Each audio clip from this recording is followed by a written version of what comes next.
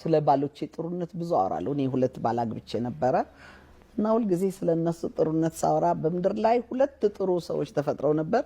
ሁለቱንም ምን ያገባሁላለሁ። በቃ እንደዛ ነው ማደንቃቸው። በጣም ጥሩ ባሎች ነበሩኝ። እግዚአብሔር መቼም ነፍሳቸውን በአጸደ ገነት ያኑርልኝ። ሁለቱም በህይወት የሉም። የመጀመሪያው ባለቤቴ አቶ ታደሰ ወርቁ ይባላል። ኮሪዮግራፈር ነው። ህዝብ ለህዝብን አሜሪካን ሀገር አዘጋጅቶ አውሮፓ ቱር ያደረገው ሰው ማለት ነው። ኮሪዮግራፊ ነው ስራው። በብሔራዊ ቲያትር ቤት ውስጥ ነው የተገናኘ ነው። በዛ ላይ ሙያዬን በጣም ከገፉኝ ካደነቁኝ በግጥም ስራዎቼ በጣም ጥሩ ሀያሲ ነው።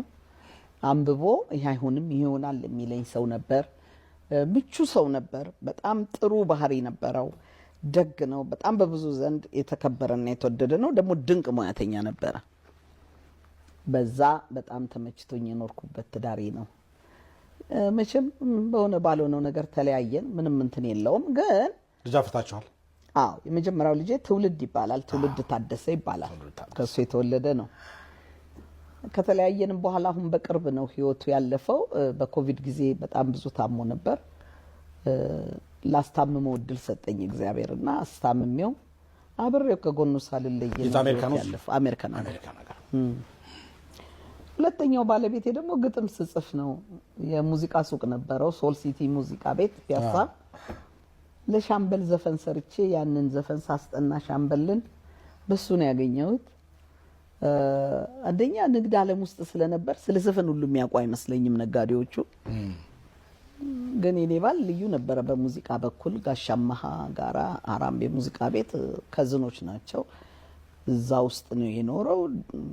ጠቅላላ የዓለምን ሙዚቃ ያውቃል። የሙዚቃ መሳሪያን በጣም የሚያደንቅ ልዩ የጥበብ ሰው ነበረ። እሱም እንደዛው የፍቅር ሰው ነው።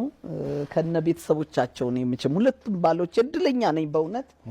በጣም ነው መወዳቸው ማከብራቸው። እስከ መጨረሻው ህይወታቸው ደግሞ በጣም ጥሩ ግንኙነት የነበረን ስለሆነ በዚህ እድለኛ ነኝ። ስለዚህ ሁለት ልጆች አፈራሽ? ሁለተኛዋ ልጄ አይናለም ትባላለች። አይናለም የአባቷ ታናሽ እህት ስም ነው። አይናለም ደጀኔ። ሁለት ልጆች አፈራው።